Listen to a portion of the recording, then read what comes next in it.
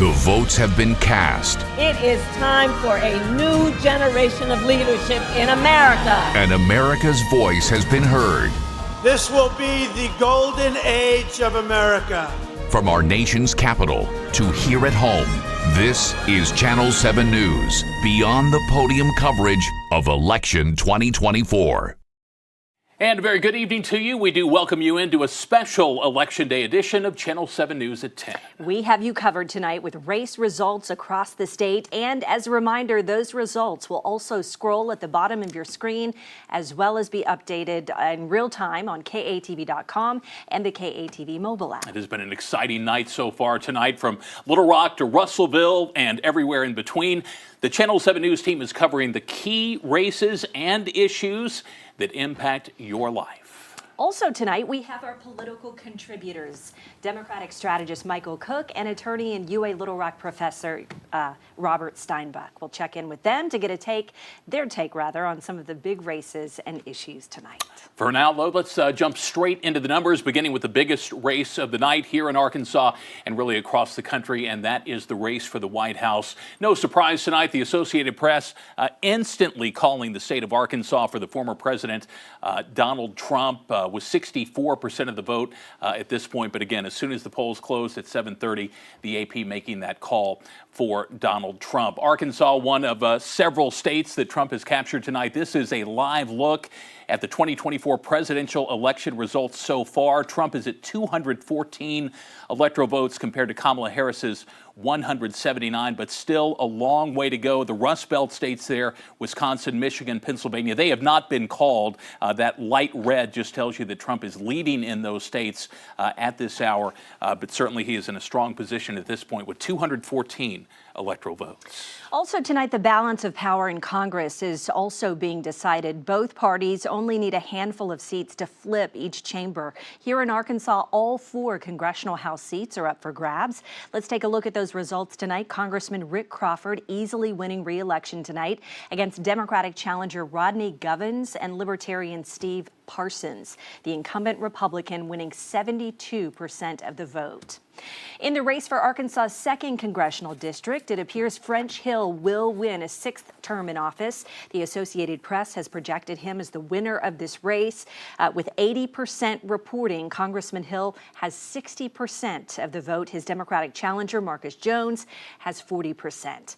And turning now to the 3rd congressional district, incumbent U.S. Representative Steve Womack, it appears, has won re-election. Here's a look at those numbers. Congressman Womack winning 64% of the vote, with Democratic candidate Caitlin Draper getting 32%, Libertarian Bobby Wilson with 4%. And in Arkansas's 4th congressional district, the Associated Press has projected that Republican incumbent Bruce Westerman will be heading back to Washington.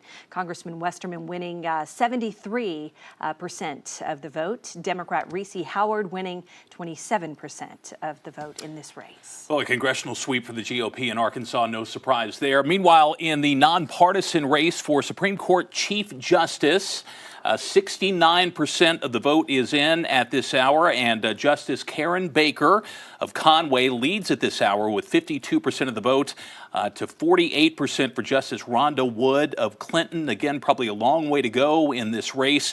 One of these 2 women will succeed the retiring Chief Justice Dan Kemp and become the first woman to be elected Chief Justice of the Arkansas Supreme Court. That race, by the way, offers Governor Sanders a chance to fill a vacancy on the court next year.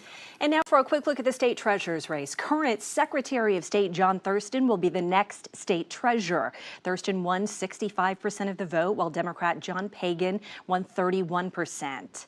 And the Libertarian in this race, we're not showing those numbers, but again, this means Thurston will serve the last 2 years of Mike Lowry's term. You may remember he passed away back in 2023. Governor Sanders will now have to appoint someone to serve the remainder of Thurston's Secretary of State term, as he will be the Arkansas's next state treasurer. Michael Pack, Libertarian candidate in that race. Hey, here is Marcus Jones, having lost his 2nd district congressional race tonight. Let's listen into what he has to say. I have reached out to Congressman Hill. Didn't get a hold of him and hadn't heard back, but I felt I owed it to y'all to go ahead and say thank you for this chance. The first thank you I've really, truly, absolutely got to give is to my family. This is a challenge.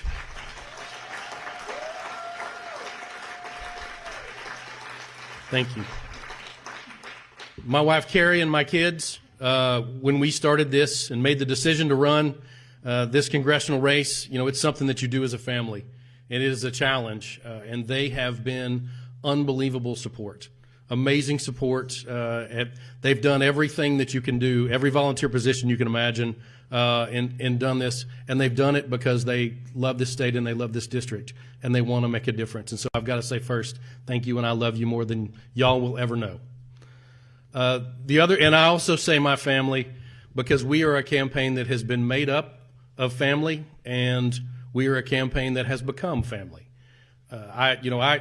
I have a huge family, and so there are cousins in every part of this campaign, and so I've got to thank all of them that have stepped in, cousins, uncles, aunts, that have all been a part of it. And then I've also got to say an unbelievable thank you to the volunteers and to the supporters of our campaign. A very wise person told me when I made the decision to do this that there would be people at the start of this that I did not even know yet who would work to move the world to make this happen. And they were 100% right. And so I have got to say an unbelievable thank you to our volunteers, to our campaign supporters, to the amazing people in this room who have so.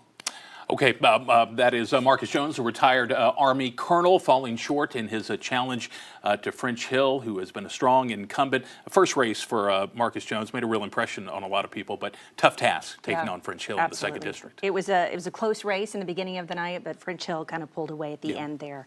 All right, both Democrats and Republicans have been watching all of these races very closely throughout the night, and we want to go to our Emma Allen. She has been covering the Republicans at their watch party at party headquarters. Emma, how are things going there?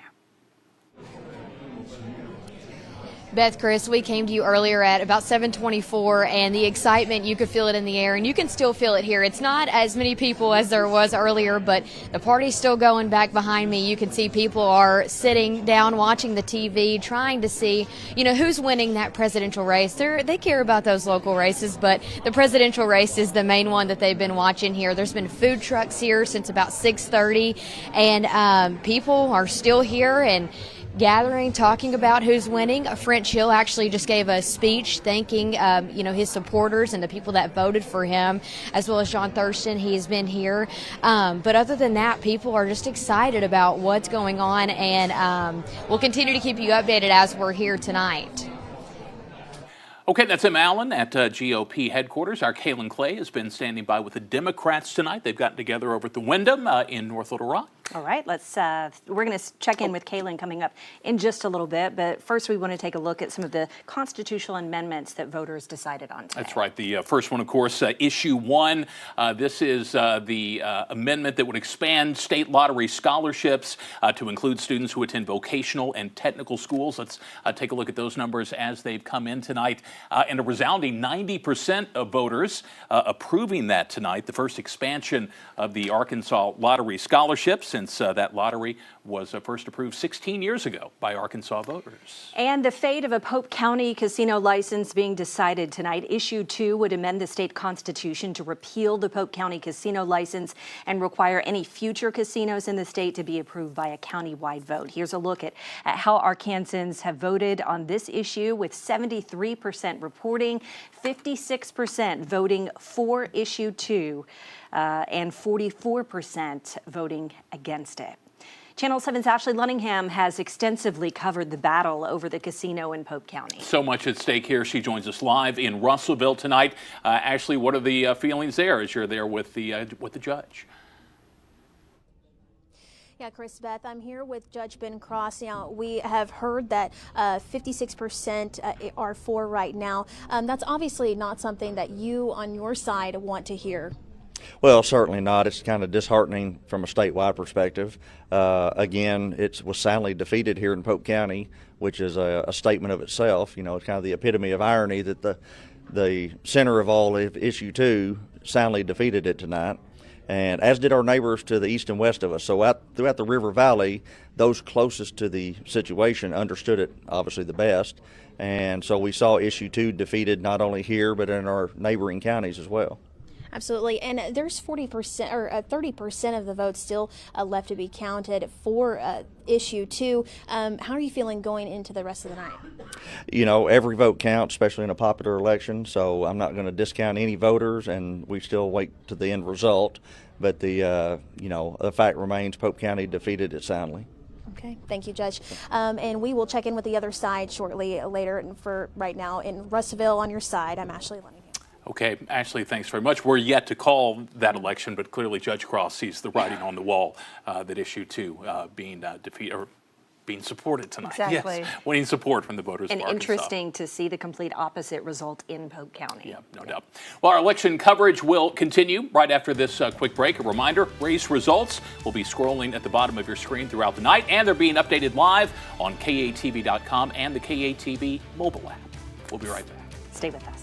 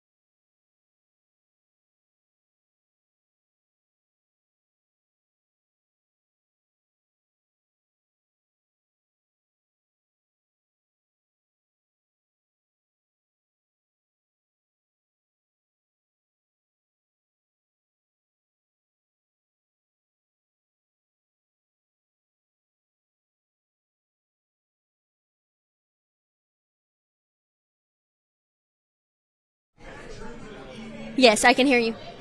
Yes. French Hill. Hello.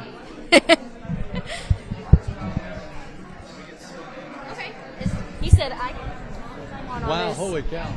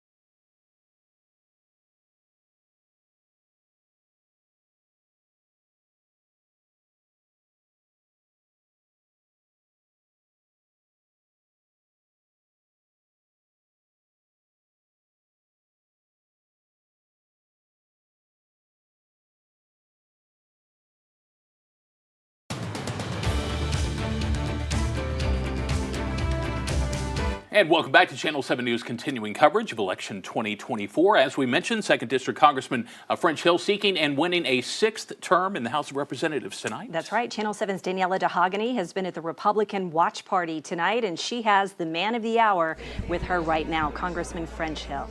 Daniela. That's right, guys. Congratulations to you. Thank you. It's an honor to represent my hometown in the People's House, and look forward to 2 more years in the House. And what can Arkansans expect from you in these next 2 years? Well, first, to be constituent focused. I've spent a better part of my 10 years focused on how do we help ordinary families achieve the best results from the federal government, whether you need help with the IRS or help with HUD or find a passport. So that kind of work is always first and foremost for us. And also working with mayors and county judges on what can we do to support their efforts at economic development. And I know you were focused on health care. Can you tell me a little bit more about that, how it will improve in the next 2 years? Well, first, I think we have to have a more competitive pricing in health care. I don't think we have enough transparency. I voted over the past decade to have more transparency, more competition in health care, because I think that will bring down prices. And I think both Republicans and Democrats want to achieve that. Tough, it needs to be bipartisan, but our families need that help. And now to the United States presidential election. How do you think, if will Republicans take majority? Will Democrats take majority? How do you think we'll be affected by this? Well, I don't know that we'll know tonight. I hope we do, but it's based on what I'm seeing so far. I think that it's clear that the Republicans will control the Senate. So the upper house, I think, the upper house will be controlled by the Republicans, and I think we're going to hold the House. So we'll have to see how it turns out at the top of the ticket. Either way, we need to find a bipartisan approach to lowering the deficit spending that we've had since the pandemic. It's unsustainable. Neither presidential candidate talked much about it, but I think it's very important that we bring down spending and get our budget in a more sustainable focus. I also know, talking about spending, I also know that you were a big advocate of the border. Right. Securing the border is not necessarily a function of spending a great deal more money, because over the last decade we've increased the wall and the fencing, we've increased the judges, we've increased the Border Patrol, but we need to enforce the law. And what frustrated a lot of us in the House is that President Biden proactively chose not to enforce the current immigration laws. I think if President Trump were elected, that's where he ought to start. And if Vice President Harris is elected, she needs to go back to the policies that were working that President Trump had in place. We appreciate you, Congressman. Thank you so much. Thank you so much. Back to you guys in the studio. All right, Daniela, thanks a lot. And let's go ahead and take a look at some other races tonight. There are a couple of mayoral races here in Central Arkansas that we've been keeping an eye on. Let's look at the city of Conway first. Bart Castleberry has won re-election in the city of Conway with 71% of the vote. Mark Elsinger getting 24% of the vote. Traveling now south to Pine Bluff, here's a look at that race. Former State Representative Vivian Flowers is projected to be Pine Bluff's next mayor, defeating John Finley by almost 8,000 votes. Flowers beat incumbent Mayor Shirley Washington during a primary runoff earlier this year. And Little Rock voters deciding whether to increase the city's sales tax tonight. That's right. The city proposing 2 sales tax increases totaling 1 penny in all. One is permanent, one temporary. They were voted on separately by the voters. Let's take a look at what the voters have had to say so far. Here is the permanent 3/8 cent sales tax that would go for general operations. What seems to be a resounding no from the voters of Little Rock. 58% of voters saying no to the 3/8 cent sales tax at this hour. The 5/8 cent sales tax, which again would expire after 10 years and is for projects and infrastructure around the city, faring even worse. 61% of voters saying no to increasing their sales tax, the 5/8 cent sales tax. So not a good night for Mayor Frank Scott Jr. as he was hoping to push that project through his second time trying for a sales tax increase, the second time the voters have said no. Yeah. All right, well, stay with us. Our election night coverage will continue after the break. Yeah, we will be speaking with our special guests about the sales tax proposal and a lot more when Channel 7 News Election Night 2024 coverage continues.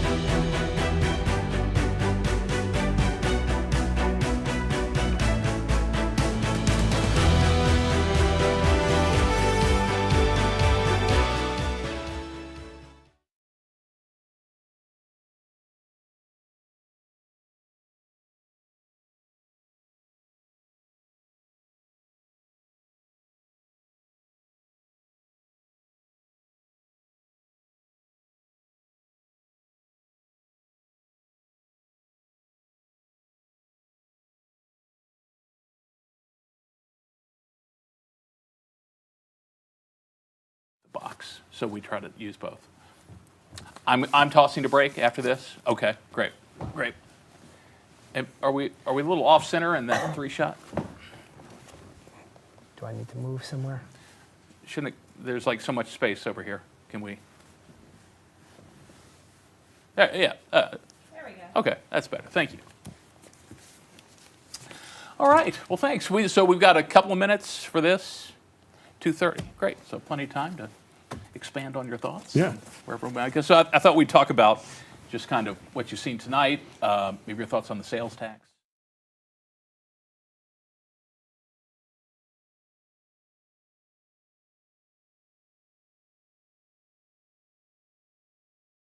That kind of thing. Sure. I'm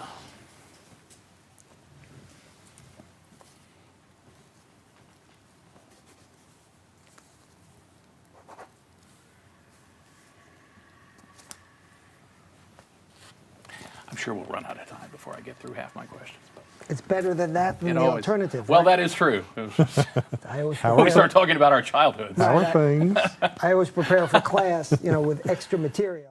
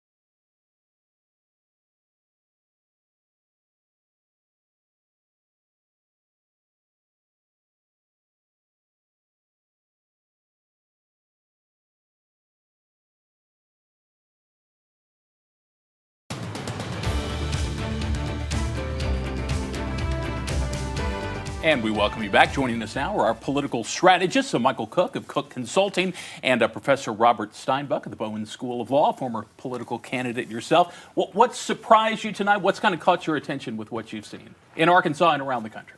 So far, what surprised me in Arkansas is that Karen Baker is leading in the Chief Justice race. That's surprising. Michael? How bad the Little Rock sales tax is losing. I didn't think it would pass, but I thought it might be a little bit closer, but it's not even close so far with all the results that we've seen. Yeah, let's talk about that. This is, as we mentioned, Mayor Scott's second bite at this apple, the same result. Where does he go from here? I think it's just dead on arrival. I mean, you try twice, it loses badly twice. I don't think he quite made the case of what we get out of it if the sales tax would pass, and there was organized opposition, so that's one of the reasons why it just didn't pass. So I think it's sort of dead for a while. Well, and it shows you, he's a charismatic leader. He gets a good election turnout for him and good numbers when he runs. But when it comes to pocketbook issues, people don't like to vote to raise their own taxes. And a lot of people talked about the fact that this was a regressive tax as well. That's right. Yeah. In the 2nd District congressional race, Marcus Jones pulling 40% of the vote tonight. I'm wondering if in the next few days we're going to hear from Democrats about the newly redrawn, in 2021 at least, congressional maps and the impact that they may have had on this race. Pulaski County, Little Rock split into 3 congressional districts when it all used to be a part of the 2nd congressional district. Michael, is that a fair criticism here? It is a fair criticism. The Republican legislature just happened to crack Pulaski County and move 18,000 Democratic votes out and replace them with Republican votes out of Cleburne County. They knew exactly what they're doing, and that hurt Marcus Jones. He ran a good campaign. He's a good candidate. Hopefully he'll run again one day, but I think that gerrymandering had a real serious effect. Robert, you look at some of the competition for French Hill in the past.